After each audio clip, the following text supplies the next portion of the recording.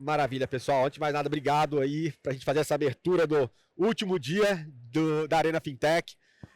Mas a gente está falando de pagamentos, a gente tocou uma lenda aqui também do pagamentos, que é o Edson Santos, que tem algumas obras que descrevem os avanços de como é que, porque também vivenciou isso em loco. E para a gente falar da inovação que vocês estão trazendo aqui, das processadoras 100% na nuvem, é importante entender mais ou menos como que foi esse processo evolutivo nos últimos anos, né? Se a gente pegar aí por volta de uns 15 anos de mercado, aí, dos últimos 15 anos, toda a parte de infraestrutura de pagamentos, a forma como as tecnologias que são empregadas pelos diferentes players do setor vem se alterando, o hábito de consumo também do consumidor vem se alterando. Então, como é que, começando aqui com o Edson, como é que você entende essa evolução? E o Brasil, né, basicamente tem se destacado quando a gente fala de pagamentos. O que a gente teve de momentos chaves nesses últimos 15 anos? Bom, devo me apresentar primeiro? Por favor. Então, meu nome é Edson Santos, como vocês ouviram, eu estou no mercado de meios de pagamento desde o ano 2000, portanto 24 anos. Tive uma carreira executiva entre empresas como Redcar, que hoje se chama Red, Global Payments, que hoje é Entrepay, e First Data, que hoje é Fiserv. Todas as empresas por onde eu passei mudaram de nome. Muito interessante. Hoje, desde 2017, a gente atua no mercado como consultor, como advisor de algumas startups e investimento anjo em algumas das empresas que estão aqui, inclusive. Tenho 2 livros publicados, o último deles em coautoria com o meu sócio e amigo, um dos meus sócios e amigo Luiz Felipe Cavalcante, que é o Payments 4.0, que fala exatamente das forças que estão transformando o mercado brasileiro. Para quem não conhece, eu acho um livro interessante de se ler, pelo conteúdo que ele tem. Então, quando a gente fala dos últimos... Todo mundo normalmente fala dos últimos 15 anos, pensando em 2010 por causa da abertura do mercado de credenciadora, né? Mas eu acho que a coisa começa um pouquinho antes, quando essa indústria não era conhecida. Ela passou a ser conhecida com a abertura de mercado de algumas empresas. Então, a Redcar fez seu IPO, sua abertura de capital, em 2007. Antes dela, a Mastercard em 2006. E a Visa Américas fez em 2009. E a Cielo, 2008, e a Cielo em 2009. Então, a partir dessa data, todo mundo começou a entender que tinha uma indústria que pouco se sabia a respeito, que crescia mais de 25% ao ano e vinha com um crescimento histórico fantástico e margens espetaculares. Então, isso deu curiosidade e foi isso que abriu o mercado, não foi o regulador. Muita gente acha até que foi o Banco Central, mas não foi. Foi o próprio mercado, ou 2 empresas de capital aberto, que era Cielo e Visa, com uma exclusividade entre elas, já que a Redcar já não tinha mais exclusividade com a Mastercard desde 2001. Isso acabou em 2010, e aí começam a surgir as novas. Mas foi muito devagar. A primeira foi a GetNet, depois tivemos aí a Elavon. Eu trouxe a Global Payments para cá em 2012, a Elavon em 2012, a Stone também em 2012, mas o mercado só começou a pegar firme para valer em termos de concorrência em 2016. Por quê? Porque era muito difícil. A dificuldade de você trazer e trazer uma processadora para o Brasil ou construir dentro de casa. O Brasil era bem complexo em termos de pagamento, nós temos um sistema super sofisticado. Nós, provavelmente, ontem alguém disse aqui no painel que nós somos provavelmente uma das terceira melhor sistema financeiro do mundo. Eu acho que a gente é o primeiro. Não porque a gente é mais esperto que os outros, porque a gente viveu sobre hiperinflação durante muitos anos e você é obrigado a desenvolver tecnologia e fazer o dinheiro mover rápido. E a indústria de pagamento seguiu essa tocada e isso foi muito interessante. E aí, hoje, a gente tem uma indústria muito mais interessante, robusta, mas muito concorrida. Hoje são 41 credenciadoras no mercado, e mais de 250 subcredenciadores. Então, você pode imaginar as transformações que ocorreram. Isso para dar um pano de fundo. Depois eu falo um pouquinho mais disso, porque acredito, tenho certeza que o que eles construíram, estão entregando para o mercado nos próximos meses, vai ajudar nessa evolução natural. Tá bom? Maravilha, muito obrigado. Isaías, conta pra gente um pouco, tanto um pouco de você e um pouco do que você entende de momentos chaves na indústria de pagamentos na sua vivência. Legal, sou Isaías Almeida, tenho 22 anos de mercado financeiro, com passagens ali pelo Citibank, BNP Paribas, Personal Finance. E como eu tive desse lado da ponta, eu sempre conseguia entender e vislumbrar as dores que a gente estava vivendo, né? As dores de você ter uma escalabilidade, dores de você ter processos caros e sempre pressionado por buscar margem dentro do nosso negócio, dentro da indústria. E a gente, olhando para esse cenário, via as oportunidades de construir algum modelo que fizesse sentido para que a gente estava olhando os próximos passos da nossa indústria, né? Focado nisso, nasceu o Grupo ASAP, a gente focado em tecnologia, inovação, escalabilidade, uma processadora que conseguisse dar uma eficiência para o mercado e a gente construir esse processo todo em nuvem, né? E aí, olhando para um futuro próximo, a gente vai estar preparado para fazer cada vez mais escalas para poder suportar o nosso mercado que vem sempre sendo afetado pelas fraudes. E para você ter modelos robustos de fraudes ou antifraudes, a gente precisa ter um autorizador que pode ser rodado em escala e com uma estrutura muito forte para processar. Então, a ASAP, com essa metodologia, veio para suprir essa necessidade do mercado. Maravilha. E o que você vê aí de pontos chaves na indústria de pagamento ao longo dessa transformação? Greco, acho que você pode contribuir melhor que eu nessa pergunta. Obrigado mais uma vez, bom dia a todos. Meu nome é Marco Greco, minha última passagem como CTO foi pelo Banco Master. Atualmente estou aqui junto com o Isaías e o Edson nessa empreitada de construção e movimentação do mercado com uma nova tecnologia baseada aqui, como o Isaías bem disse, inteiramente em nuvem. Então, acho que os desafios que a gente vem passando, não só em termos, e aqui eu posso dizer com propriedade, não só em termos de emissão de cartão, né, que é onde começa ali com o nosso banco, com a instituição financeira, mas também na ponta da adquirência, que a gente também vem atuando. A gente tem desafios aí em termos de disponibilidade de recurso tecnológico e até de modernização de plataformas. Então, por muito tempo nós tivemos o desafio de ter que provisionar recursos, ou de comprar recursos, ou fazer aquela pré-compra de recursos, pré-instalação de recursos, para que a gente pudesse usar plenamente uma infraestrutura, atender uma demanda, né? Então, pensando aqui em sazonalidades, nós temos aí grandes eventos que acontecem pelo ano, seja Dia das Mães, Dia dos Namorados, Natal, enfim.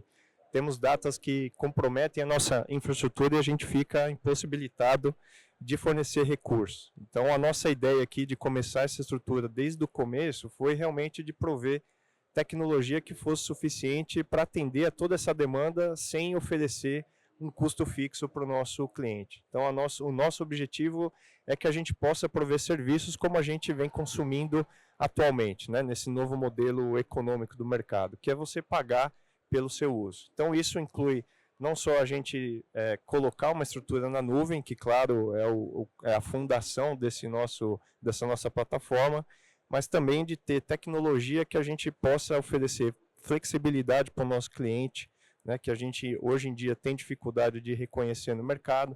Então, para você fazer integrações, para fazer consumo de dados, e aí a gente tem aí benefícios em termos de reduzir a taxa de processamento, ter tempo de processamento e a disponibilidade de dados em tempo real, né? Dentro dos limites ali que a gente tem dentro desse arranjo, a gente oferecer o máximo possível de possibilidades e oportunidades para os nossos clientes. Maravilha.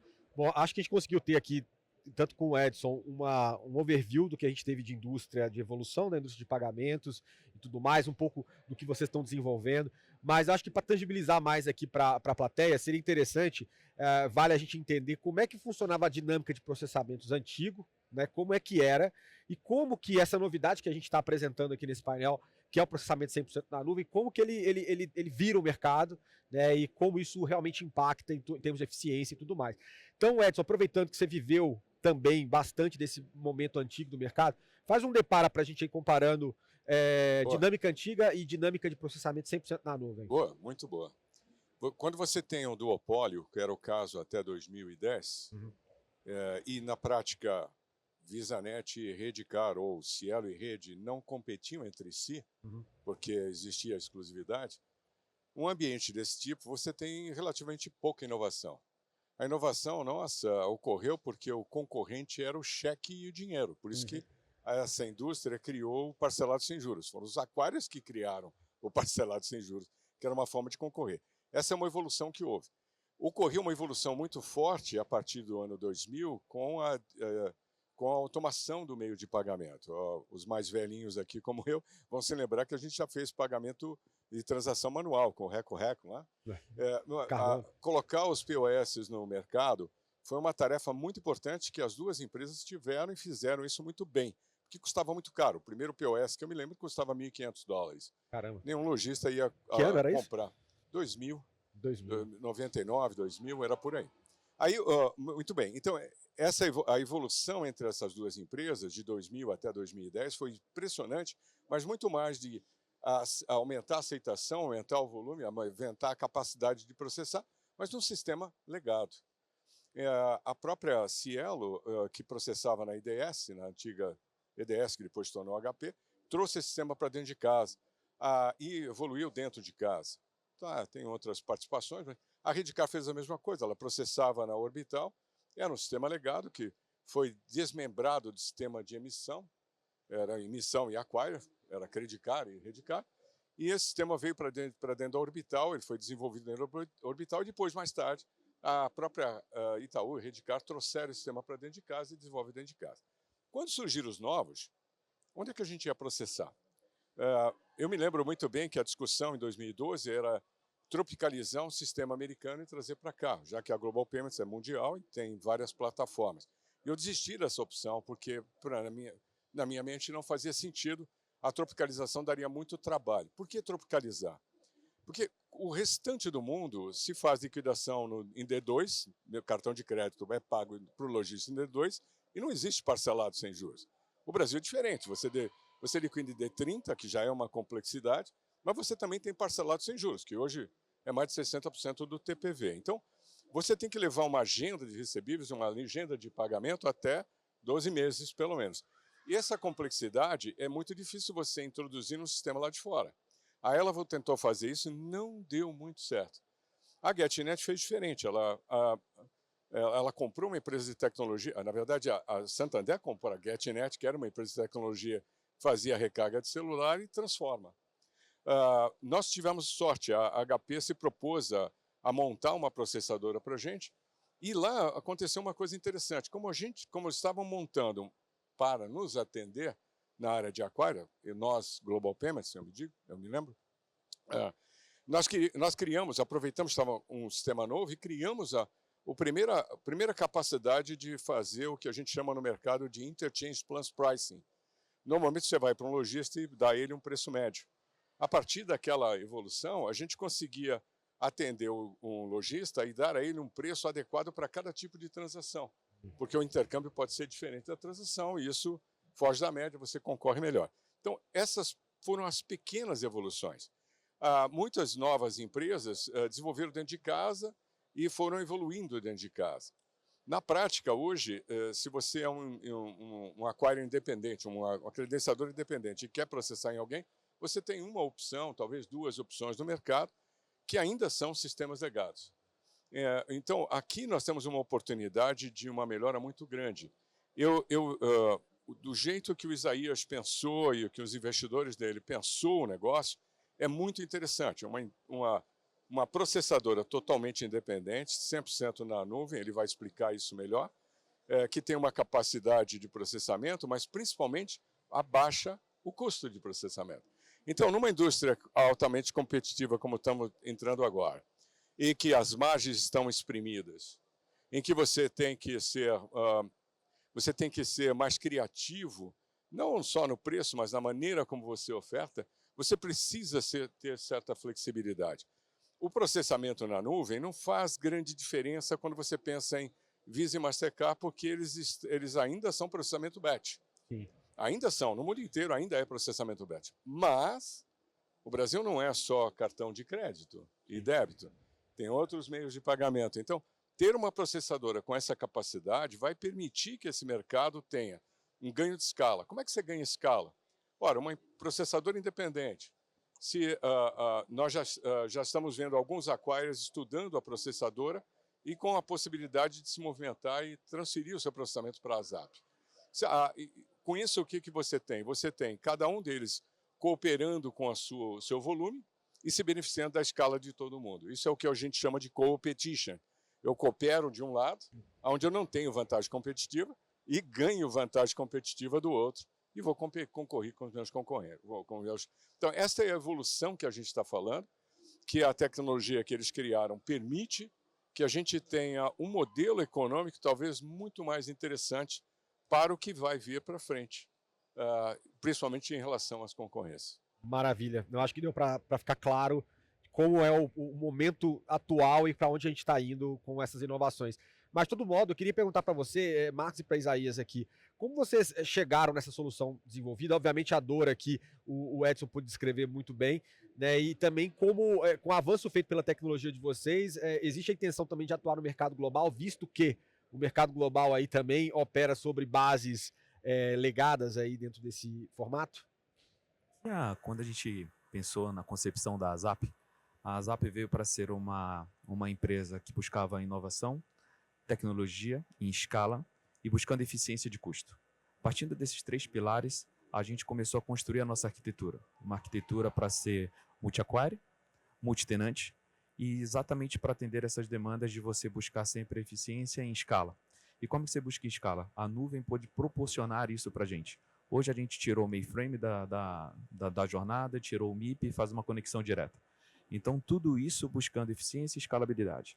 E aí eu vou passar a palavra aqui para o Marcos tecnicamente para a gente explicar como é que a gente fez isso acontecer e tornar isso uma realidade dentro do mercado. Muito bom. E acho que vale aqui a gente comentar, a primeira questão que vem às vezes quando a gente fala em nuvem será que isso realmente é seguro? Como é que eu garanto que nós estamos bem estruturados, estabelecidos, teremos certificações? Então, nós acabamos de voltar de uma missão nos Estados Unidos, onde apresentamos a nossa empresa em um evento da AWS, no Reinforce. Fomos convidados para apresentar o nosso caso, sendo a primeira processadora totalmente em nuvem a ter uma certificação PCI DSS, tá?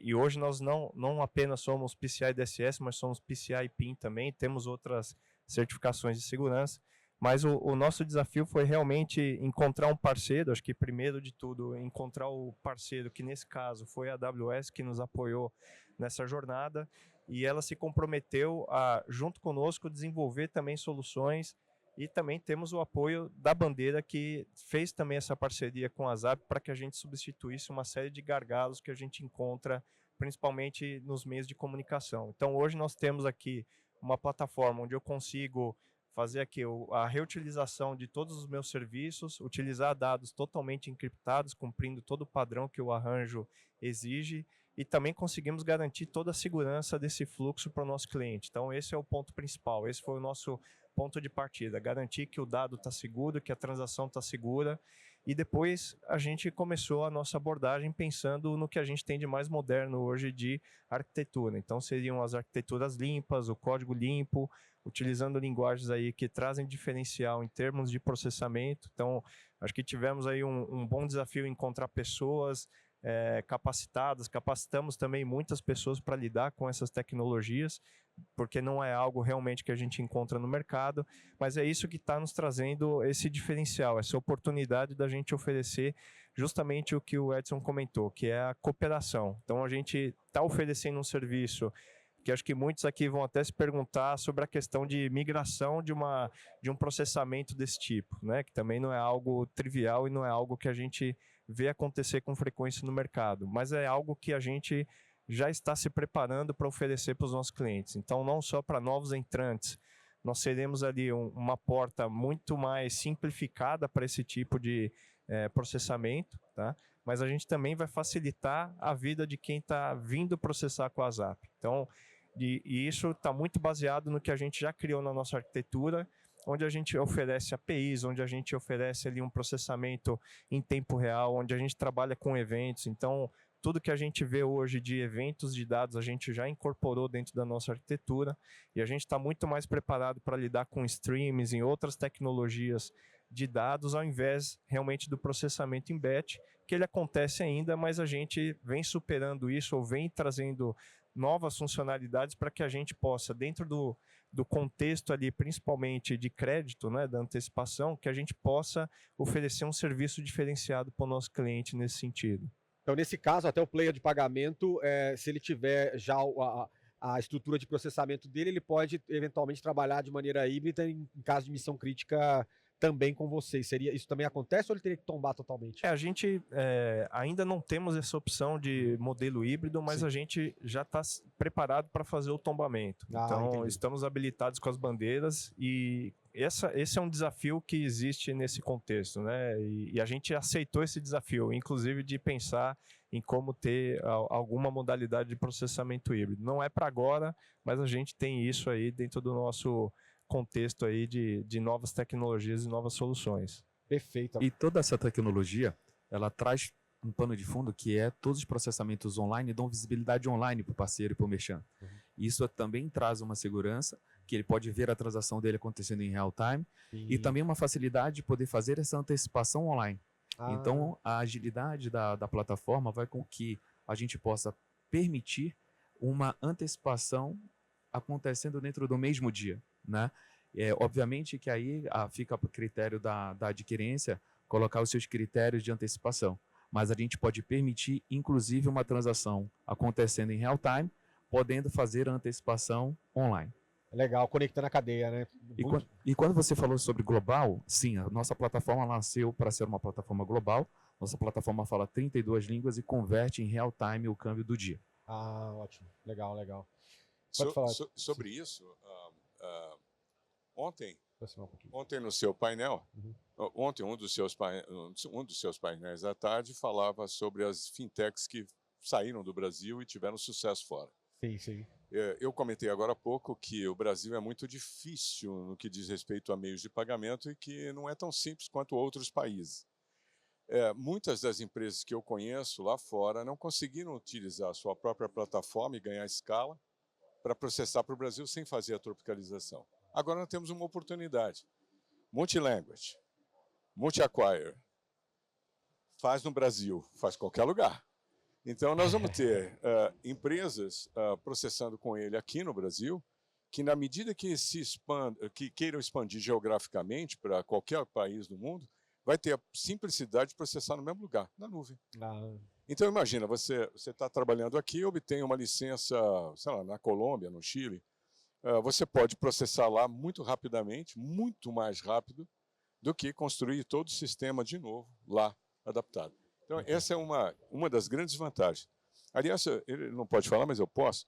Ele já tem duas credenciadoras que vão utilizar a ZAP quando ela estiver concluída. Ela está no processo de certificação, né, com as bandeiras, mas quando estiver concluída, duas. E temos 4 empresas interessadíssimas no modelo de competition. Eu acho que é o que vai mover esse mercado nesse caminho. Que legal, com o modelo flexível. É interessante a gente ver os vários caminhos que a indústria toma, né? A gente tem avanços nos trilhos de pagamento em tempo real quando a gente vê o Pix, a gente vê também nessa esteira a indústria de cartões se transformando também com a parte de processamento que vocês estão colocando. Então, eu queria aproveitar que a gente está também chegando perto do final aqui do painel, vendo essas inovações que estão acontecendo, como é que vocês enxergam perspectivas para o mercado de pagamentos no Brasil e no mundo, olhando um pouco mais para frente, para o futuro, né? E como é que vocês acreditam que os cartões, né, a indústria de cartão vai se fortalecer para enfrentar as diferentes alternativas que estão surgindo? Aqui no Brasil mesmo é o maior exemplo,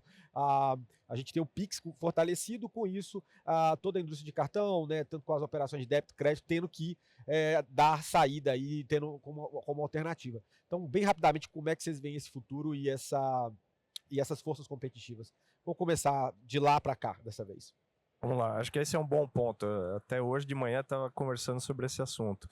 A gente tem as inovações aí dos meios de pagamento em tempo real, mas o cartão ainda oferece uma série de benefícios que a gente não consegue atingir tão rapidamente com outros meios de pagamento. Então, principalmente falando do lado do merchant, né, no lado de quem ali está utilizando esse meio de pagamento, ele tem opções de crédito ali que ficam disponíveis que outro meio de pagamento não daria o mesmo nível de garantia, né, ou o mesmo nível de automatização que esse arranjo já tem hoje. Então, acho que esse seria um dos principais pontos, olhando do ponto de vista de quem está ali dentro do merchant. Do outro lado, a gente tem uma série de facilidades para o nosso cliente final, que os cartões já estão integrados, inclusive nas wallets que a gente usa todo dia, né? Então, tem uma facilidade, uma praticidade gigante. Então, o que a gente quer do nosso lado também é cada vez mais trazer soluções e deixar esse ambiente mais propício, seguro e eficiente para as transações. Maravilha. Tem um chargeback também, tem várias coisas que a gente vai botar no detalhe, né? Isaías, qual que é a tua visão para a gente já? Eu acho que a inovação não vai parar e a gente tem que estar preparado para o futuro, tem que estar preparado para a moeda digital que está aí, tem que estar preparado para as transações em cripto. Então, o que eu posso garantir é que nós da Zap vamos continuar trabalhando fortemente para poder assumir toda essa tecnologia que está vindo por aí. Maravilha. E Edson, o que você... Muito interessante. Aqui no auditório deve ter muita gente que desenvolve produtos, está pensando em soluções novas e não tem como processar isso se não encontrar uma processadora na nuvem com a capacidade de fazer isso em real time. Então, toda a inovação que os cartões têm que promover, e a BEX, as bandeiras estão fazendo isso para melhorar a experiência de quem paga e quem recebe, necessita de novas tecnologias e aqui está uma alternativa importante e interessante para ajudar nesse processo. Porque a concorrência com os outros meios digitais não é fácil, então você tem que andar muito mais rápido. Você precisa de infraestrutura e a processadora, a Zap, é uma delas capaz de oferecer essa infraestrutura. Todo esse fortalecimento da cozinha, né, da infra, de todo mundo que está tentando oferecer na ponta inovação, mas para isso tem que estar armado. E eu acho que esse processo de conversão de infra tecnológica está acontecendo de forma acelerada por causa das pressões de mercado também. Então a gente está tendo esse avanço. Queria agradecer. Pode então, exatamente. Pessoal, queria agradecer a presença de vocês. Uma salva de palmas aqui para os nossos painelistas.